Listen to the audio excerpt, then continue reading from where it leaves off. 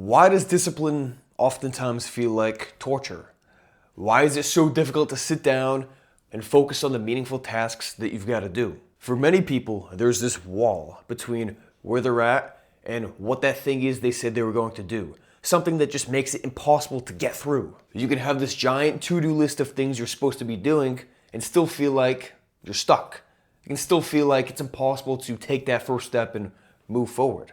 This doesn't happen because you're dumb or you're lazy or you just lack discipline. The reason why this happens is because your baseline dopamine levels are higher than what they should be. And this has been happening for years through constant stimulation and immediate gratification through things like junk food, accessibility to entertainment, reaching for your phone whenever you're bored or anxious, and etc. When you have a dysregulated dopamine system, it makes discipline feel impossible. So today, I'm going to show you the 3 things you can do to reset your dopamine so that having discipline when doing whatever the hard work is that you got to do feels seamless. As we discussed in the previous video, dopamine is the neurochemical that's released when you're in pursuit of something, when you're anticipating some sort of big result. And this is why so many people will often feel eager and motivated and excited when they think of this big idea and they set these grand plans. But then when it comes time to actually doing it, they really fall short. That motivation shoots up sky high in that planning process, but then all of a sudden it just shoots right down. That's because so does your dopamine. And these days things are getting worse and worse because we have accessibility to have these endless dopamine hits with our phones and social media and TV all the time. Whenever you're feeling bored or anxious or lonely, you can just reach for your phone. You can distract yourself. You can avoid that feeling. You can avoid whatever circumstance you're in and just dive into whatever immediate pleasure the phone can give you. And this is one of the main reasons why many of our baseline dopamine levels are higher than they should be because, well, you carry your phone in your pocket, right? You have it with you all the time. We've conditioned ourselves to reach for that quick dopamine whenever we want it. The hard work you gotta do might be very important for actually improving your life, but you'll struggle. So as you can see, the problem doesn't stem from a lack of discipline. The root cause of this problem is dopamine dysregulation. And for many people, this is okay. They don't feel that compelled to put in the hard work and have discipline and do what they gotta do to improve their lives, because they've been sedated, you could say, by social media and other immediate forms of gratification. And from a neurochemical standpoint, most people are okay with this. They don't need to do anything challenging and pursue these big goals because they're still getting that dopamine release. Your nervous system can't tell the difference between if what it is you're pursuing is meaningful and challenging and purposeful versus if it's just shallow and immediate gratification. But there does come a time for some people who really step back from the noise and assess where their life is at and where their life is going, where these folks will be like, okay, well, nothing in my life is changing. I want a better life. I want to feel more fulfilled. I want to contribute. I want to learn and excel in all these new and meaningful activities. What I'm doing on a day-to-day basis is not getting me that. So these people say, okay, let me set a big goal. Let me push through with discipline and willpower and start getting up at 5 a.m. and putting in the hard work. But they struggle. They might go at it for 3 or 4 days and then revert back into their old ways. This is because their dopamine dysregulation is so significant that doing things that are deeply purposeful and meaningful and challenging, which requires a lot of discipline, feels impossible to them. They've conditioned themselves so deeply to need that immediate gratification. Before saying you're going to push through and rely on discipline and willpower, you need to fix the dopamine dysregulation within your own brain. Because after all, discipline is engineered with intentional changes, especially if you're in this game for the long term. Anybody can push through for a week, 2 weeks, 3 weeks, and do whatever hard task they gotta do to meet this big goal. But they will always revert back to their old ways unless they fix the dopamine problem. So here are a few things that I have done and other people have done to improve their ability to lock in and stay disciplined. Number 1 is reduce your baseline inflating activities.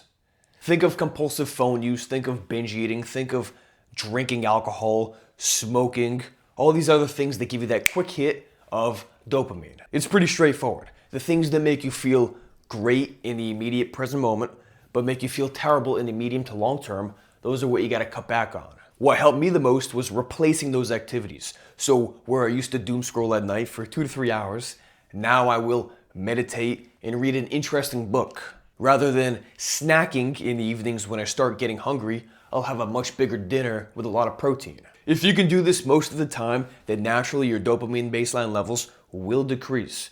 And as your dopamine baseline levels decrease, then your threshold, or your tolerance rather, for discipline really improves. The second thing is to pair deep work with immediate rewards. Now, of course, this must be a healthy reward. You're not going to say, okay, well, since I hit the gym for an hour, now I'm going to go eat 10 pieces of pizza. You're not going to say, now that I did an hour of writing, I'm going to go put back a few shots of whiskey. That doesn't make any sense. But an example of this would be, I typically start my deep work every day with my writing or recording these videos at 6 a.m. I'll typically work for 1 hour, sometimes 90 minutes, and then take a 5-minute break. During that 5-minute break, I will brew myself a nice hot coffee, a coffee that I love, and that's my reward. But if I don't do that hour of deep work, I don't get the coffee. And as somebody who really loves coffee, this incentivizes me to get my ass up out of bed at 5:15, 5:30, take a shower, and do my deep work. Because if I don't do my deep work, then I don't get my coffee. And the interesting thing about incentivizing coffee for me is that I'll drink my coffee in those 5 to 10 minutes on my break, and then I'll go straight back to my second block of deep work. The coffee's a stimulant, of course, so this helps me with the deep work itself. And what this does is it creates a dopamine feedback loop. I know that, okay, getting up to do work leads to a coffee, and a coffee leads to doing more meaningful work and making more progress within my life. Number 3 is to set a physical anchor. A few months back, I worked with a client who's a salesman. His job is to make cold calls every day and sell insurance. So his problem was that he would make a few calls but then get distracted with something else. And then when he came back to making calls, he had a very hard time redirecting his focus and locking in on that call. He had a very hard time communicating at that level he knew he was capable of communicating at. He would be stumbling over his words, he would be saying ums and ahs a lot, and that rapport that you have to build when you're making sales calls to people just wasn't there. So we created what's called a physical anchor cue that he would use right before making his sales calls. So before making cold calls on the day, he would sit down, close his eyes, and do some deep breathing to get into this calm, meditative state. Then what he would do, once he was in that calm, meditative state, if you want to call it that, is he would visualize him making a sales call and nailing it, him performing at his very best. And once he's in that peak state where he's visualizing the call going as best as it can, he would set a physical anchor. So for example, his physical anchor was this. He would set this right here as his eyes are closed and he's visualizing the sales call going as best as it possibly could be. Now you might be thinking, all right, well, that kind of sounds ridiculous. How does that even work? I'll tell you. When you vividly imagine something within your mind, the same neural pathways within your brain activate as the neural pathways that activate when you're actually doing that activity. Your brain cannot tell the difference. So when you sit down, get into that calm meditative state, and visualize yourself doing whatever it is you got to do at the highest level and set that physical anchor, what you're doing is you're associating the physical anchor, which in this case was this, middle finger to thumb, with doing the activity in that peak form. And then when it comes time to doing the work, it doesn't feel as hard. It doesn't feel like it's requiring as much effort. You're being disciplined, you're fully focused because you're locked in and you're in that peak state to begin with.